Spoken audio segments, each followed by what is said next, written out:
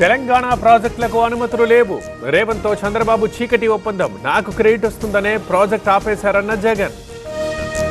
కృష్ణా జలాల్లో కేసీఆర్ రాష్ట్రానికి అన్యాయం చేశారు. అప్పుడే కాంగ్రెస్ నేతలు ఎందుకు అడ్డుకోలేదు? రేవంత్ అబద్ధాలు మాట్లాడారన్న బండి సంజయ్. కేటీఆర్ ఖమ్మం జిల్లా నుంచి పోటీ చేయాలి. నా సవాల్ స్వీకరించే దమ్ముందా? రాహుల్ని విమర్శించే స్థాయి లేదన్న పొంగులేటి.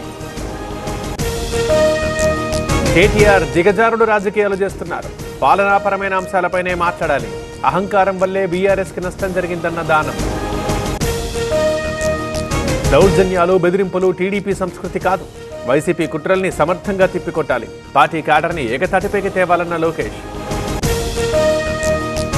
టీపీసీసీ విస్తృత స్థాయి సమావేశం. హాజరైన సీఎం రేవంత్ రెడ్డి రామ్జీ చట్టంపై ఉద్యమించాలని నిర్ణయం. చట్టాలు రాతిపై చెక్కిన శిల్పాలు కావు. రాజ్యాంగంలో అనేక సవరణలు చేసుకున్నాం.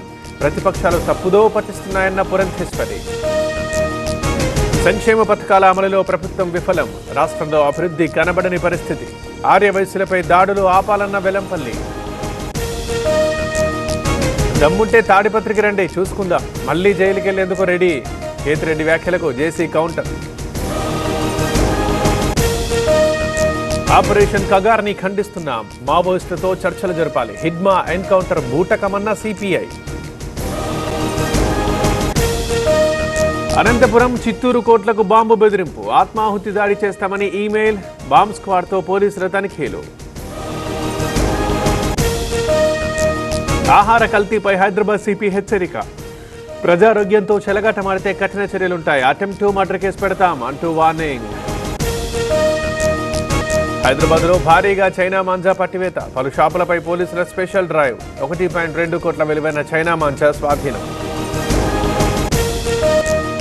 సోమిరెడ్డి సవాళ్లను స్వీకరించేందుకు సిద్ధం. దమ్ముంటే సిబిఐ విచారణకు ముందుకు రావాలి. ఆయనకి ఇరిగేషన్పై అవగాహన లేదన్న కాకాని.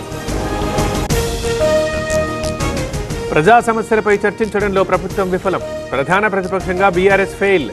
పాయల్ శంకర్ విమర్శలు. సంగారెడ్డి ఇస్నాపూర్లో భారీ అగ్ని ప్రమాదం. పరుపుల గోడౌన్లో ఎగసి పడుతున్న మంటలు అదుపు చేస్తున్న ఫైర్ టీం. హైదరాబాద్లో డ్రగ్స్ కలకలం. బాచుపల్లి పరిధిలో ఎండీఎంఏ పట్టివేత. 2 అరెస్ట్. 11 గ్రాముల డ్రగ్స్ సీజ్. కోల్కతాలో ఈడీ దాడులు. ఐపాక్ డైరెక్టర్ నివాసంలో తనిఖీలు. అమిత్ షా కుట్ర అంటూ మమత ఆగ్రహం.